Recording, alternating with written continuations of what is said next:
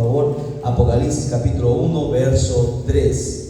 Ahí nos hemos quedado. El día de hoy vamos a empezar esta enseñanza. Espero que cada uno de ustedes se encuentren bien de salud, que hermanos se encuentren con el ánimo, con la fortaleza de seguir adelante a pesar de sus problemas, de sus limitaciones, de sus dificultades, de sus luchas que están pasando. Que el Señor en este día les conceda paz, que el Señor les conceda la victoria, que el Señor, hermanos, guarde sus vidas de cada uno de ustedes. Y mientras aprendemos la palabra, esta palabra, hermanos, que sea dándonos ánimo, aliento para seguir adelante. Amén. Gloria a Dios. Apocalipsis capítulo 1, verso 3, nos ponemos en pie en reverencia a la palabra y vamos a dar lectura. Un saludo cordial a todos los hermanos y amigos que nos han reclamado, que ya, hermanos, son varias semanas que hemos dejado, hermanos, de lado de estudio por diferentes actividades que hemos tenido, pero nuevamente volvemos a grabar el video número 8, 9, según la serie que estamos llevando. Amén. La palabra se debe leer siempre para la gloria del Padre que nos creó, gloria del Hijo que nos salvó y la gloria del Espíritu Santo que está presente. La iglesia de Cristo dice, amén. La iglesia de Cristo dice, amén. La palabra de Dios es esta: bienaventurado el que lee y los que oyen las palabras de esta profecía y guardan las cosas en ellas escritas, porque el tiempo está cerca. Que el Señor añada bendición a su palabra. Ya hemos orado, tome su asiento y vamos a empezar, hermano, la enseñanza en el día de hoy. Bien, recuerde que ya hemos hecho, hermanos, un resumen de todo, hermanos, el estudio desde el inicio hasta el final. El día de hoy vamos a aprender, hermanos, el capítulo 1. Dios nos permite terminar este capítulo 1 para continuar, hermanos, cada jueves haciendo este estudio. Bien, recuerde que aquí está, hermanos, está hablando el Señor, Dios está hablando y nos dice, bienaventurado el que lee, ¿verdad? Es que hay que leer. Y la palabra bienaventurado, como ustedes lo pueden ver ahí, significa, bueno, el significado bíblico de bienaventurado es una forma de expresar bendición. Recuerden que bienaventurado, hermanos, es 3 veces feliz o bonanza constante. Por lo tanto, la palabra bienaventurado expresa una bendición de parte de Dios. Es un término que está ligada, hermanos, en el antiguo tiempo, en el Antiguo Testamento, a la palabra hebrea rodilla. ¿Por qué? Porque antiguamente, cuando alguien iba a recibir un regalo, un obsequio, una bendición de parte de alguien importante, hermanos, doblaba sus rodillas para recibir esta bendición, ¿verdad? Por ejemplo, para recibir, hermanos, para que los reyes sean consagrados como reyes, ellos doblaban sus rodillas y eran ungidos como reyes. O sea, cada vez que la palabra bienaventurado está ligada a las rodillas. Y nosotros, bueno, eso era en el Antiguo Testamento, pero nosotros lo que vamos al mundo espiritual es que es obvio y es lógico, mis amados hermanos, que toda persona que vive de rodillas será una persona bienaventurada. Toda persona que pasa, hermanos, tiempo con el Señor buscando el rostro de Dios tendrá la bonanza constante, será realmente feliz porque tendrá la paz de Dios y Dios le concederá la victoria. Y es por eso que no se equivoca, hermanos, esta palabra que ha sido ligada a la palabra hebrea rodilla. Para poder, hermanos, alcanzar la bienaventuranza, entonces debemos vivir de rodillas. ¿Quiere usted ser feliz? Pues pase su vida de rodillas. ¿Quiere terminar, hermanos, este ministerio hasta el día que Cristo venga o hasta que la muerte nos llegue? Hay que vivir de rodillas. Hermanos, en esta vida cristiana nosotros no podemos vivir ni del dinero, ni de la fama, ni del poder, ni de algún talento que tengamos, sino que es vivir de rodillas. Por eso que toda persona que vive de rodillas es una persona bienaventurada, ¿no? Mayormente, hermanos, en este último tiempo se ve, hermanos, que pocas rodillas se doblan ante los ojos del Señor. Ya casi, hermanos, para muchos, hermanos, es un cuento, una historia, hermanos, orar. La gente tiene acostumbrada solamente a hacer una oración corta, una oración breve y no pasar tiempo, hermanos, con Dios. Y es que cuando uno pasa tiempos con Dios, a solas con Dios, y estamos hablando de 2, 3 horas, hermanos, arrodillados, conversando con Él, es donde uno puede notar, hermanos, el cambio en nuestra vida, porque aquel que está con Dios, hermanos, su vida cambia, sus problemas se van, sus problemas tienen solución, mientras nosotros en nuestra fuerza, en nuestro intelecto, queremos solucionar muchas cosas en nuestra vida, no vamos a poder, pero aquel que vive de rodillas va a permanecer en pie. Si usted no se dobla sus rodillas, lo que nos está mirando, si uno no dobla rodillas, no va a permanecer en esta carrera cristiana. Para permanecer en esta carrera hay que vivir de rodillas. Entonces nunca se olvide hermanos, este nexo, este enlace que hace sobre la palabra bienaventuranza. ¿Ok? Bienaventurado, recuerde que significa feliz, simboliza, hermanos. Es más, en la Biblia Jesús habló sobre, hermanos, los pobres que son bienaventurados. No, bienaventurados los pobres, bienaventurados los que tienen hambre, bienaventurados los que lloran. Jesús habló sobre las bienaventuranzas y estaba diciendo que son bienaventurados porque ya por mucho tiempo han llorado, ya por mucho tiempo han sufrido, y ellos serán felices. Realmente vendrá el gozo a su vida. Es más, estaba el día de hoy buscando en la tarde sobre esta palabrita bienaventurado, y he notado que por más de 85 veces en la Biblia se menciona en el Antiguo Testamento, en Deuteronomios, que se menciona la primera vez la palabra bienaventurado. O sea, Dios desde el principio siempre ha querido bendecir, hermanos, a sus hijos, bendecir a su pueblo. Dice, bienaventurado es todo aquel que lee. O sea, si usted lee la Escritura, usted se va a dar cuenta de muchas cosas que andan mal, primero en nuestra vida, luego en la sociedad, luego en el mundo, y luego las cosas que usted presencia de repente dentro de una iglesia, en una campaña. Porque cuando usted conoce la Biblia, cuando usted empieza a leer la Biblia, usted se va a dar cuenta de la verdad, ¿no? Porque muchas veces la gente piensa que haciendo lo que hace en alguna congregación o lo que hace alguna secta, alguna tradición es correcto. Puede ser correcto de repente porque lo han practicado por generaciones en generaciones en una iglesia, en un templo, pero de acuerdo a la Biblia, hermanos, si no está de acuerdo a la Biblia, pues entonces no está, hermanos, correcto. Por eso la Biblia dice, se convierte en bienaventurado todo aquel que lee. ¿Y qué lee? Hay que leer la Biblia, porque recuerden, los libros en esta tierra nos dan sabiduría humana, pero la Biblia nos da sabiduría, hermano, que lleva al cielo. Por eso que empieza, hermanos, el Señor diciendo, bienaventurado el que lee. ¿Cuántos el día de hoy hemos leído, por ejemplo, la Escritura? A veces no tenemos tiempo, sino de leer la Biblia, pasa cualquier cosa, no pasa, el tiempo se va rápidamente y no leemos la Biblia. Y luego nos preguntamos, pero ¿por qué me ha pasado tantas cosas? ¿Por qué no tengo paz en mi corazón? ¿Por qué no soy feliz? ¿Por qué por más que voy a la iglesia, canto, hago esto, salto, brinco, pero todavía no me lleno, ¿no? Y por ahí va, hermanos, la enseñanza. Para poder alcanzar esta bienaventuranza hay que leer la Escritura.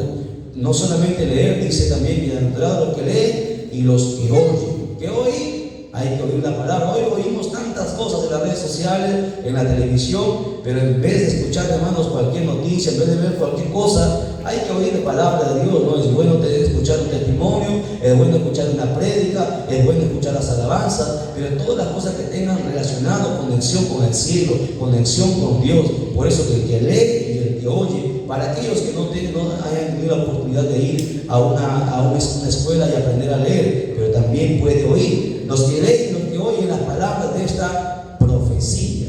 Para empezar, hermanos, la Biblia, escúchelo bien, la Biblia es profecía. Es más, el libro de Apocalipsis es netamente profético. ¿Qué es la palabra profecía? Bueno, viene de la lengua griega, como ustedes lo pueden ver ahí, y eso va a quedar en el video. La profecía es un don sobrenatural, ¿verdad? Es un don que viene de ¿quién? ¿Quién da la profecía? ¿De dónde viene ese don? Del Espíritu Santo. Muy bien, como dice ahí, es un don sobrenatural que nos permite conocer las cosas distantes o las cosas futuras, las cosas que van a acontecer. Obviamente, hermano, la profecía solamente viene inspirada por Dios. Si uno profetiza de lo que conoce, de lo que le han dicho, eso no es profecía. La profecía netamente viene de Dios, tiene que ser inspirada por Dios. Hace predicciones sobre, hermanos, los eventos que van a acontecer, hermanos, en nuestra vida o en el futuro. Eso es profecía. También estaba hermanos, investigando un poco más sobre esto, y me di con una sorpresa que mucha gente, hermanos, ha ignorado. Yo les pregunto, ¿cuántos dones son del Espíritu? ¿Cuántos son los dones que el Espíritu Santo manifiesta en la palabra? Y le hice una pregunta a alguien y no pudo responder. ¿Cuántos son los dones del Espíritu Santo? Según la Biblia, 9.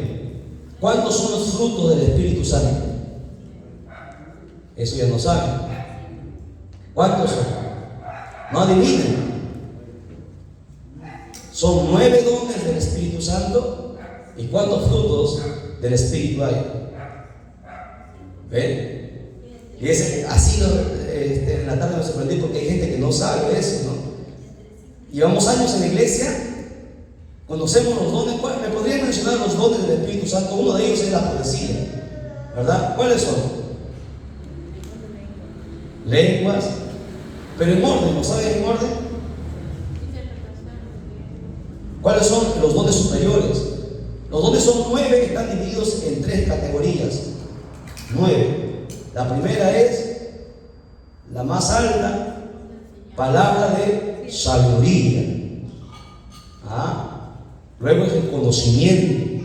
Están divididas en 3 áreas, pero son 9. Luego lo vamos a estudiar en otro estudio sobre los dones del Espíritu Santo. Pero también, hermano, lo que me sorprendió es que muchos cristianos llevan tiempo en la iglesia y no saben cuántos son los frutos del Espíritu. Hermano Ivón, ¿cuántos son los frutos del Espíritu? ¿Y cuáles son? Los hermanos que nos están mirando a través del canal, ustedes también sabemos cuáles son los frutos del Espíritu.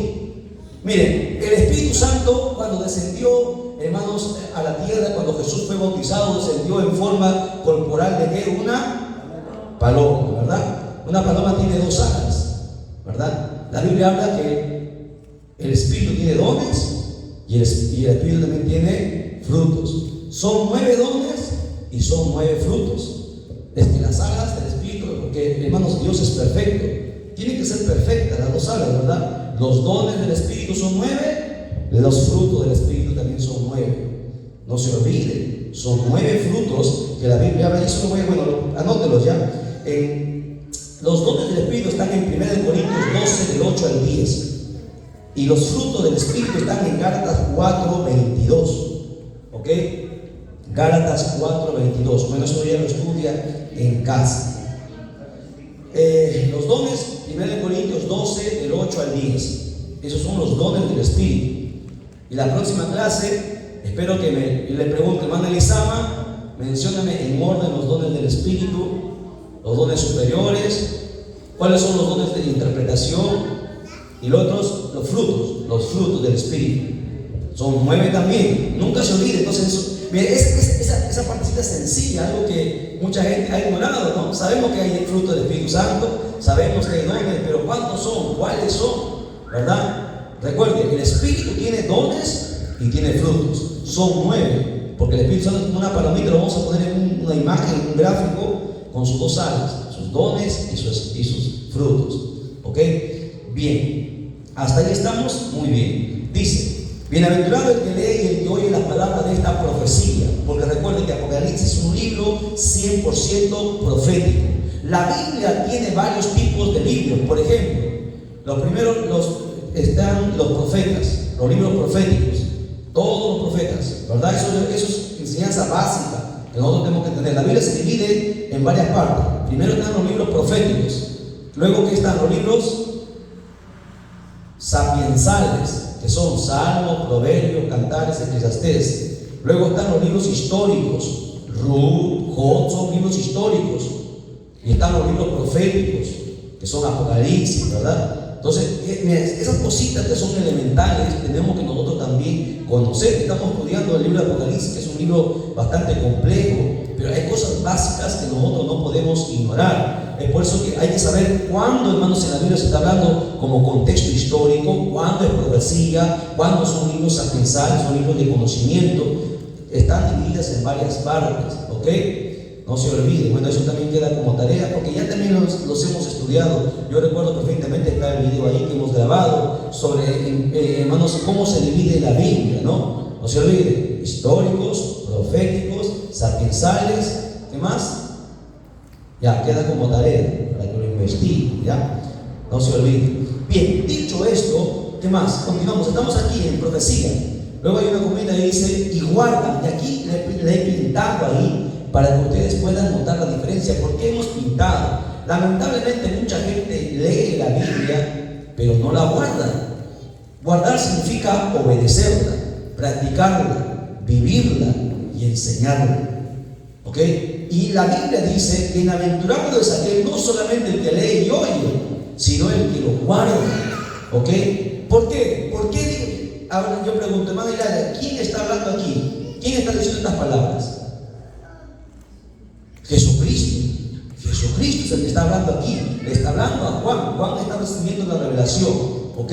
Dice, bienaventurado el que lee, el que oye las palabras de la profecía y dice ahí, y guardan que las cosas en ellas escritas. ¿Y sabe por qué hay que guardarla? Para poder alcanzar la bienaventuranza. O sea, para poder ser feliz hay que realmente hacer lo que la Biblia manda. Si nosotros no hacemos lo que la Biblia manda, por lo tanto entonces estaremos en pecado, y por lo tanto una persona en pecado no puede ser feliz. Por eso que todo aquel que lee la Biblia y guarda lo que la Biblia dice, va a ser realmente feliz, va a alcanzar la bienaventuranza. No va a esperar ir al cielo, porque la gente espera ir al cielo para ser feliz. Pero una persona empieza a ser feliz cuando uno tiene un encuentro con Jesucristo y empieza a vivir según lo que la Biblia dice. Porque cuando uno empieza a vivir lo que la Biblia dice, está obedeciendo a Dios, y Dios promete bendición. Porque recuerden, la palabra bienaventuranza significa bendecido, significa bendito, 3 veces feliz, bonanza constante. La palabra bienaventuranza o bienaventurado se enseña para bendecir a alguien. Dios, hermanos, desde el Antiguo Testamento viene queriendo bendecir al ser humano. Y para poder alcanzar esa bendición, Dios está mandando de entrada que leamos la Escritura y que guardemos la Escritura. Mucha gente nos hemos quedado en la primera parte, en leer, y algunos ni siquiera lo han leído por completo. Entonces la pregunta es, ¿por qué no soy feliz? Ahí está la respuesta. ¿Por qué me va mal en mi hogar? ¿Por qué me va mal en el matrimonio? ¿Por qué me va mal en la economía? ¿Me va mal en las finanzas? ¿Por qué siempre me salen las cosas mal? ¿Por qué me pasa esto o aquello? Por ahí viene la respuesta. Porque no estamos, hermanos, obedeciendo lo que la Biblia dice. Porque aquí Dios dice, Jesucristo está diciendo, es bienaventurado aquel que lee, oye y guarda. O sea, obedece lo que la Escritura está diciendo. Es más, en San Juan capítulo 14, verso 16, abra su Biblia por favor, para ver un poquito más sobre esto. Estamos viendo la Biblia de Apocalipsis poquito a poquito, para poder entender como poquito, ya, para todos poder entender y sacar toda la esencia que tiene la Escritura, que es maravillosa. San Juan 14, 15, ¿lo encontró? ¿Sí? ¿Qué dice? Jesús está hablando aquí, dice, si me amáis, no dice, si me amáis, cántame. Si me amáis, haz esto, aquello, construir una iglesia grande, enorme. Si me amáis, profetiza, habla en lengua. No, si me amáis, vas a guardar mis mandamientos, vas a guardar mi palabra. Y cuando nosotros no guardamos la palabra, porque la gente dice, no, yo amo a Dios. Todo el mundo puede decir, yo amo a Dios, pero con nuestros hechos lo negamos. ¿Cuándo uno ama a Dios? Cuando obedece lo que la Escritura dice, ¿verdad? Cuando está haciendo lo que Dios manda a través de su palabra. Es más, el verso 16, esos dos versículos pero tienen un nexo. Miren, el verso 16 sigue diciendo lo siguiente. Dice, y yo, ahí en el nexo dice, y yo rogaré al Padre y os dará otro consolador para que esté con vosotros para siempre. Aquí hay algo que mucha gente no ha visto, algunos maestros no han visto. A ver, si unimos, hermana Edith, estos dos versos, porque están unidos, porque ahí y significa unión, están ligados. Dice, si me amáis, guardad mis mandamientos. Y si tú guardas mis mandamientos, Jesús promete que, promete que, pero ¿qué? ¿Para qué va a rogar al Padre? Pero no está cantando la idea. A ver, de nuevo. Vamos despacio. Si tú guardas los mandamientos, ¿qué va a pasar? ¿Qué promete Jesús?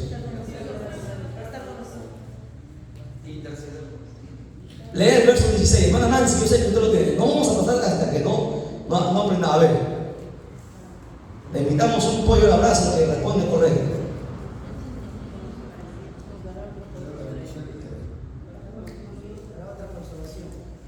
Va por ahí, están raspando, ya casi sale la verdad. Ahí está, hermana Marilu. ¿Ve? Dice, si tú guardas mis mandamientos, Jesús promete el Espíritu Santo en tu vida. Yo rogaré al Padre para que envíe el Consolador que esté con nosotros.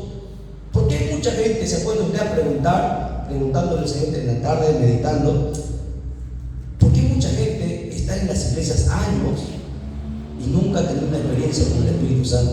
Y eso es algo que nadie quiere hablar. Es algo que ni los pastores quieren mencionar. Y es una triste realidad que estamos viviendo. Hay mucha gente que tiene tiempo en la iglesia y no ha tenido una experiencia con el Espíritu Santo. Y esa es una triste realidad que mucha gente que está pasando por alto. Sin el Espíritu Santo no puede haber nada. ¿Sabe por qué el Espíritu Santo no puede habitar en una persona o venir a una persona? Por la sencilla razón que no guarda los mandamientos.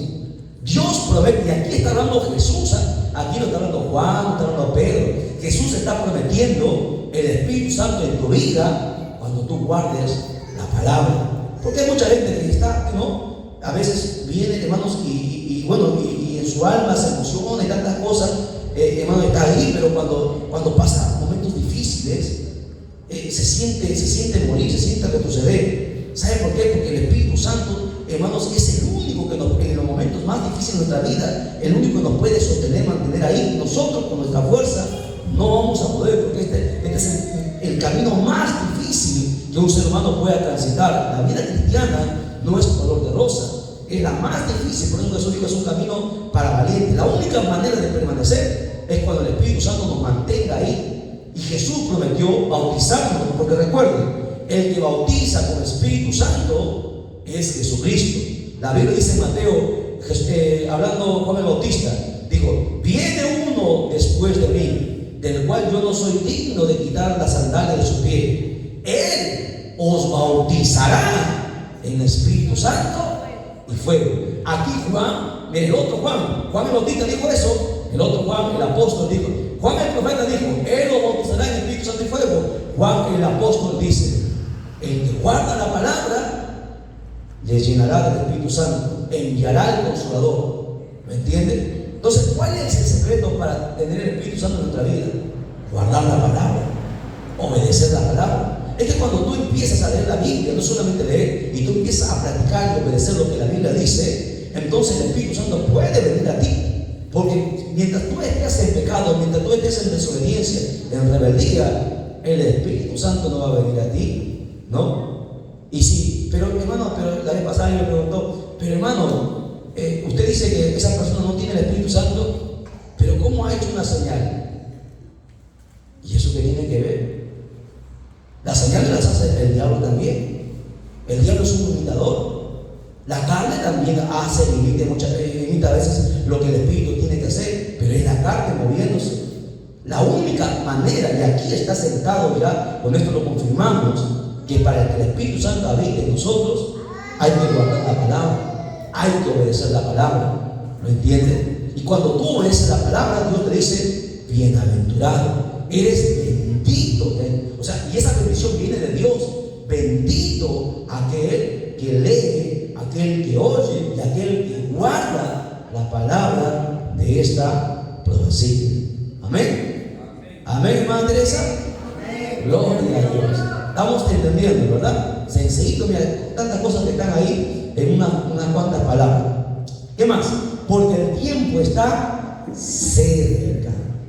Está cerca. Esta palabra Apocalipsis fue escrita hace 2000 años, ¿no? Y hoy más que nunca está más cerca. Ha sido escrita ¿hace cuánto tiempo? Hace 2 días. 2 días. Porque la Biblia dice que para el Señor un año es como un día es como 1000 años y 1000 años es como un día. ¿Dónde dice eso en la Biblia? ¿Se acuerda alguien, hermana Emily? Les ayudo, el apóstol Pedro, capítulo, versículo. ¿Se acuerdan? Segunda de Pedro 3, 8. Muy bien. Que para el Señor un día es como 1000 años y 1000 años es como un día. El tiempo está cerquita porque han pasado solamente 2 días. Vamos a ver en breve el cumplimiento de esta palabra. Muy bien, hasta ahí estamos entendiendo. El verso 13 es seguido del glosado, hermano, como coquito, como jardín. Bien, pasamos. Verso 4. Verso 4, ahí está el verso 4. Dice Juan a las 7 iglesias que están en Asia. ¿Ok? El mensaje de, hermanos, de Apocalipsis fue entregado en primer lugar a las iglesias que estaban en Asia. Preste atención, mire el gráfico que está aquí. Miren, Israel, ¿por qué fue mandado a estas 7 iglesias? ¿Habría más iglesias? Claro, habría más iglesias. Recuerden que el evangelio, hermanos, ya se estaba extendiendo. Cuando el Apocalipsis fue escrito, más o menos qué año de la edad de Cristo se estaba sucediendo. ¿En qué época Apocalipsis fue escrito aproximadamente? ¿Lo saben? En el año 90 aproximadamente.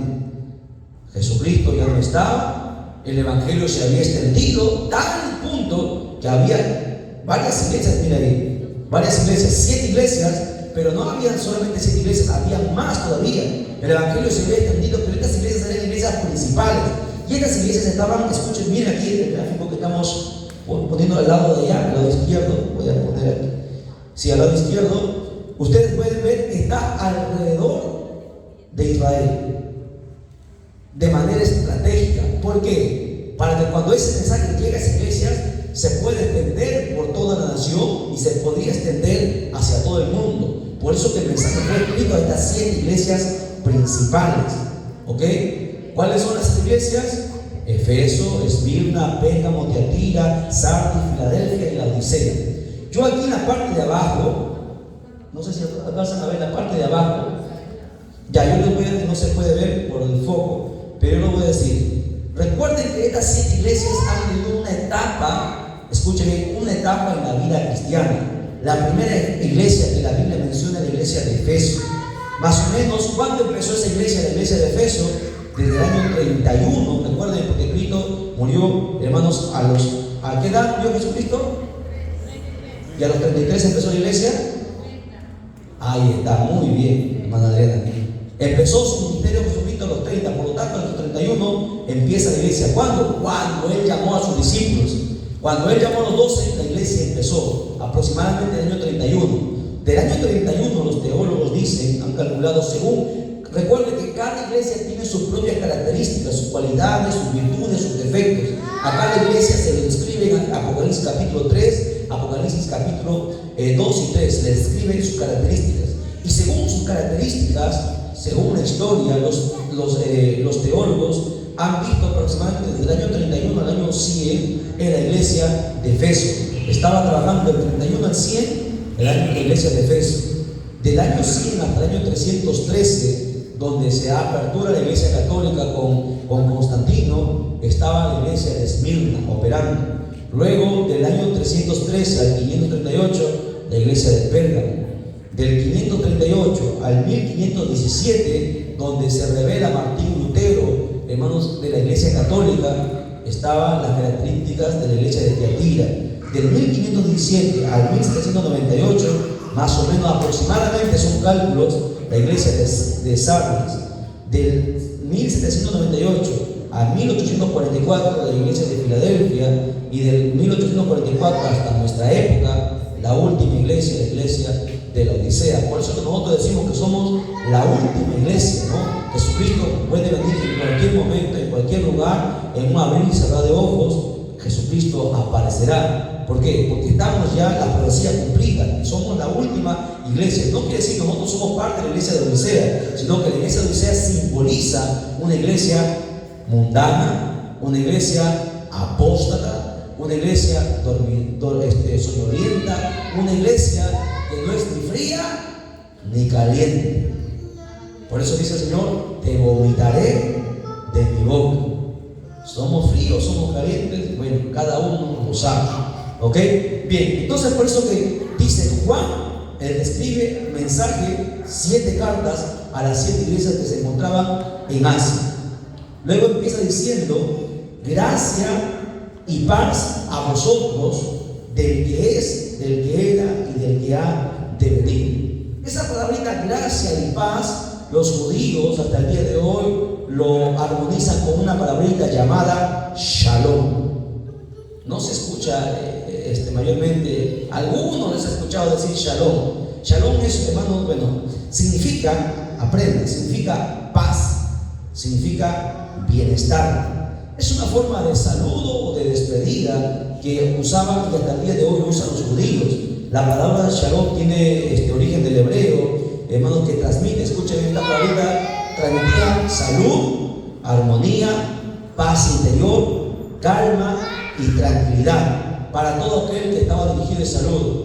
Sería bueno que nosotros, hermanos, también de vez en cuando mencionemos esta palabra, porque es una palabra cristiana, ¿no? Tú quieres decir a alguien que estés bien, que te encuentres bien de salud, que te encuentres bendecido, que te encuentres, que sea fortalecido, que tengas paz, que tengas bienestar, que tengas prosperidad, dígale shalom, ¿no? Es una palabra que está ahí. Muchos cristianos no la dicen porque la desconocen. Es una especie de saludo, ¿no? Cuando te encuentras shalom, o sea, bienestar a ti, que Dios te bendiga, ¿no? O cuando se despide, Dios le bendiga, shalom, que la paz sea contigo, que Dios te conceda paz, que te conceda bienestar, que te conceda salud. Es una palabrita, por eso esa palabrita antes de estar escrita aquí, por eso dice gracia y paz, que significa shalom. Gracia y paz a vosotros. ¿Ok? ¿Estamos hasta ahí? Para la información también un dato aquí puesto, que recuerden que Israel dejó de ser nación, hermano, a causa de sus pecados, se doblegó delante de Dios. Israel volvió a ser nación recién en nuestra época. En el año 1948, un 14 de mayo, volvió nuevamente a tomar posesión de su tierra, porque habían sido esparcidos por todo el mundo. Israel, hermanos, es un país pequeñito en el mundo, solamente un poco más de 22.000 kilómetros cuadrados es su territorio. Es un país pequeño en el desierto, donde Dios lo ha bendecido, de tal manera que en el desierto han cultivado, han hecho de todo. Israel, hermanos, ¿por qué? Porque tienen la bendición de Dios sobre su vida, la bendición de Abraham está sobre ellos. Todo lo que ellos tocan es bendecido. Por eso que los hombres más millonarios del mundo son judíos, son los banqueros mundiales, son gente muy pudiente. ¿Por qué? Aunque ellos se rebelaron, pero ellos todavía guardan el yeshiva, la Torah, la ley, ¿verdad? Y ahí uno se pregunta, pero ¿por qué los judíos tienen bendición? Porque los judíos, a pesar de haber aceptado a Jesucristo, ellos guardan todavía el Antiguo Testamento, guardan la Escritura, guardan la palabra, guardan los mandamientos. No todos, no, obviamente, pero la gran mayoría que son bendecidos, ellos guardan la palabra y se cumple, ¿verdad? Bienaventurado el que lee, oye y guarda la palabra. Los judíos, por eso que son bendecidos, ¿ok? Bien, continuamos. ¿De quién? Gracia y paz del que es, o sea, actualmente, del que es, del que era en el tiempo antiguo y del que ha de venir. Ese es Jesucristo, que está en el pasado, en el presente y en el futuro, y de los 7 espíritus que están delante de su trono. Como ustedes pueden ver aquí en esta imagen, las iglesias, aquí tenemos puesto la isla de Patmos, no sé si se ve por ahí, está cerquita a las 7 iglesias. De la isla de Patmos está distribuyéndose este mensaje hasta las 7 iglesias. Aquí habla también de los 7 espíritus delante de su trono. La Biblia habla de 7 espíritus. Y esto no quiere decir, que, hermanos, que Dios o el Espíritu Santo está dividido en 7, sino que son 7 manifestaciones de un solo espíritu. Es el mismo espíritu. ¿Ok? ¿Cuáles son los 7 espíritus? Bueno, el espíritu de Jehová, el espíritu de sabiduría, el espíritu de inteligencia, el espíritu de consejo, el espíritu de poder, el espíritu de conocimiento y del temor de Dios. ¿Dónde usted va a encontrar eso? En el libro de Isaías capítulo 11, verso del 1 al 2, y Zacarías 4, del 1 al 6. Y aquí deberíamos nosotros meditar. A ver.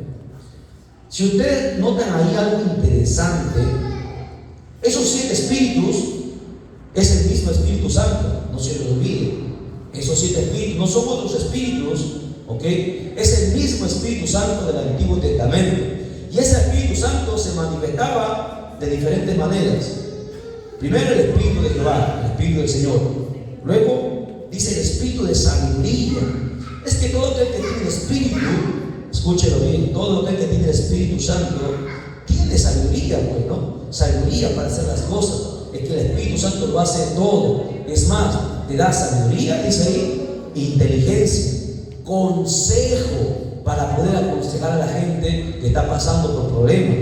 Hermano, si alguien está pasando aquí un problema, y vale cuenta a un hermano, vale cuenta a un familiar, vale cuenta al vecino, al amigo, le podrá dar consejo bajo su entendimiento, ¿no? Y algunos aconsejarán mal porque no sabes que tú le consideras tu amigo, pero ellos son tus enemigos. Por lo bajo te sonríen por delante, pero por lo bajo te maletean, como alguien dijo, ¿no? Así es la gente, ¿verdad? Y por eso que la Biblia dice, ayer decíamos, ¿no? Maldito el varón que confía en el varón, maldito el hombre que confía en el hombre, pero bendito aquel que confía en Dios. No hay mayor consejo.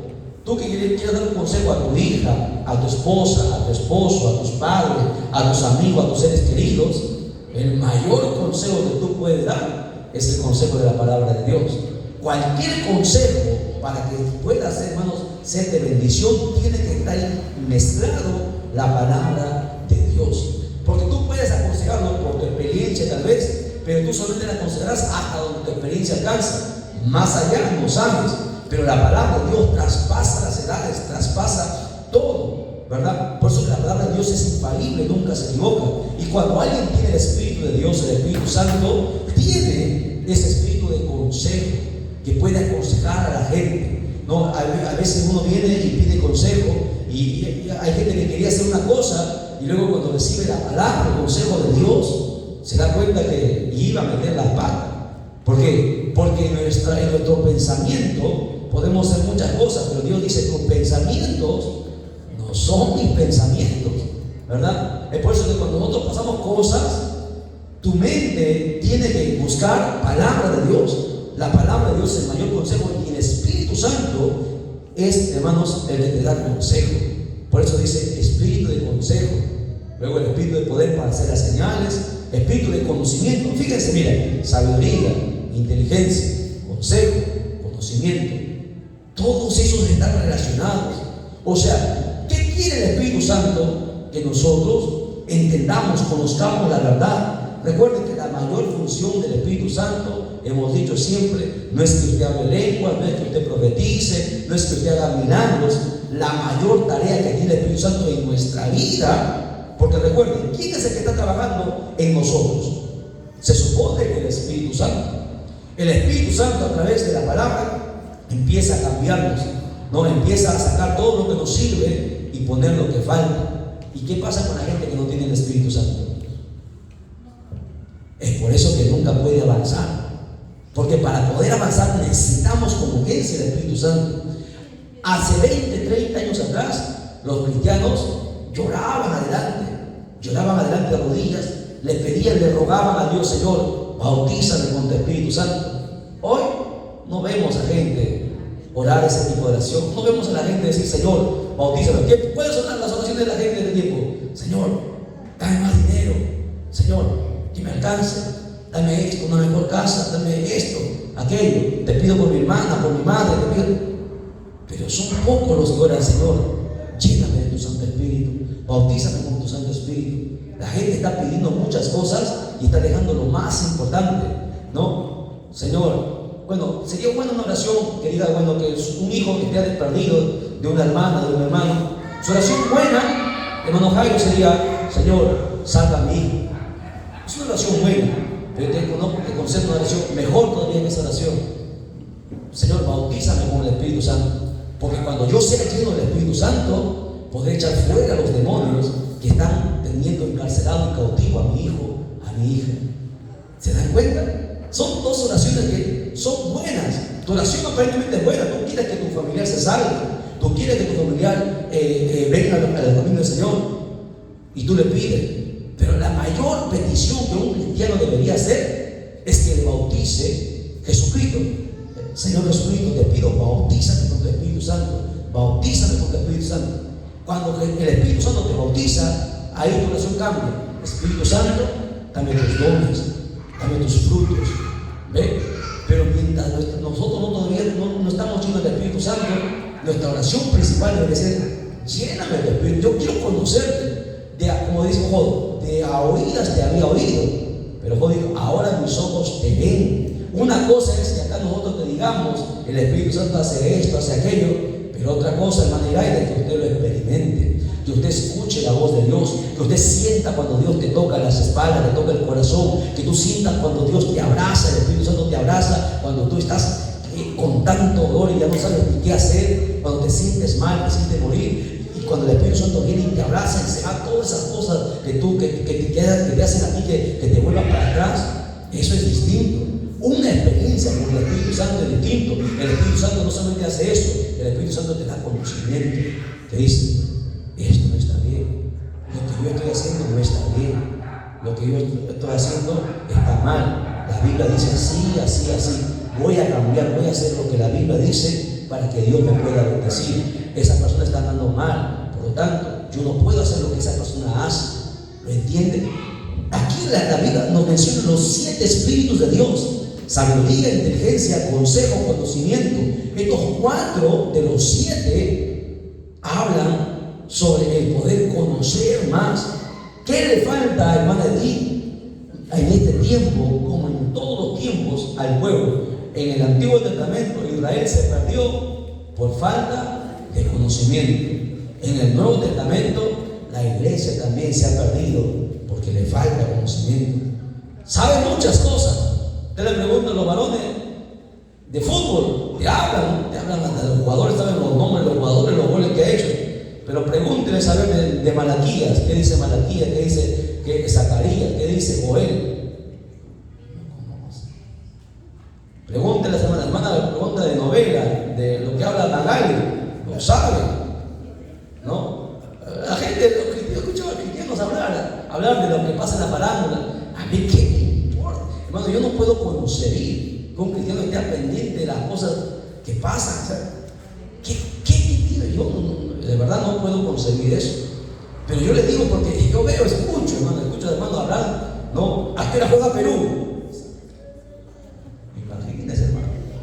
O sea, ¿dónde estamos, no? ¿Por qué no dice a qué hora empieza el ayuno? ¿A qué hora empieza el culto para estar ahí? Ya no se ve eso. ¿Y sabe por qué no se ve eso? Porque no hay Espíritu Santo dentro de los cristianos en este tiempo. Los cristianos de este tiempo solamente están como de manera rutinaria yendo a los cultos. Están yendo, bueno, para que el pastor lo vea, para que los hermanos lo vean, para que no diga que nadie, no pasa nada, que se han enfriado. Pero el Espíritu Santo no está en algunos. No, yo estoy hablando de iglesia, hay mucha gente que nos está mirando ahí. Esa es la triste realidad que está pasando. Hay cristianos sin el Espíritu Santo, sin haber, solamente se han contentado con hacer con el toque. Dios nos tocó y ya piensan que eso es la vida cristiana. El Espíritu Santo te toca, te sella, te bautiza y te satura. Son los 4 niveles que el Espíritu Santo hace en nuestra vida, y muchos solamente se han quedado en el primer nivel. Es por eso que no se puede avanzar, nunca se avanzará mientras no tengamos el Espíritu Santo. Y Jesús le dijo, ¿no? ¿Cuál es el secreto para que el Espíritu Santo te bautice? Guarda mis mandamientos, guarda mi palabra. Si no, habremos vivido una religión. Y ese es el problema del cristianismo en este tiempo. La gente está en las iglesias solamente, es como si estuviera en la iglesia católica, solamente que se dé diferencia en algunas cosas que no son idólatras. Pero después los cristianos de este tiempo son iguales, hasta peores algunos que los católicos. ¿Qué nos diferencia a nosotros de los católicos, de los testigos de Jehová, de los adventistas, de los mormones? ¿Sabe qué nos diferencia? Que tenemos el Espíritu Santo.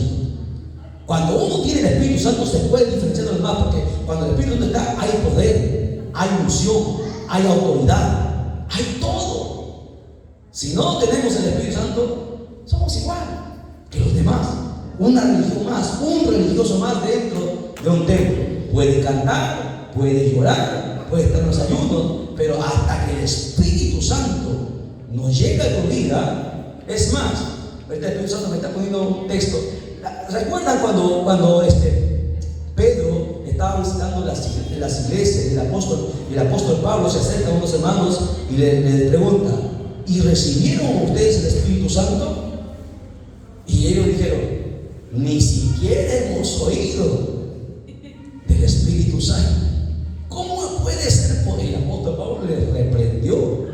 ¿Cómo se puede llamar a unos cristianos si no conocen ni siquiera el Espíritu Santo? No existe cristianismo porque Jesús se fue y al que dejó fue el Espíritu Santo. ¿Lo entienden? O sea, y si nosotros no conocemos al Espíritu Santo, entonces no hay nada, pues. No hay nada. Y ese es el problema de este tiempo. Por eso vivimos en la iglesia de la Odisea. Una iglesia así, a media, tibio. ¿Qué pasa con los tibios, hermana? A ver, sí, hermana Elisandra, ¿qué pasa con los tibios? Dice la Biblia. Los vomitará de eso. Ni frío ni caliente, tibio.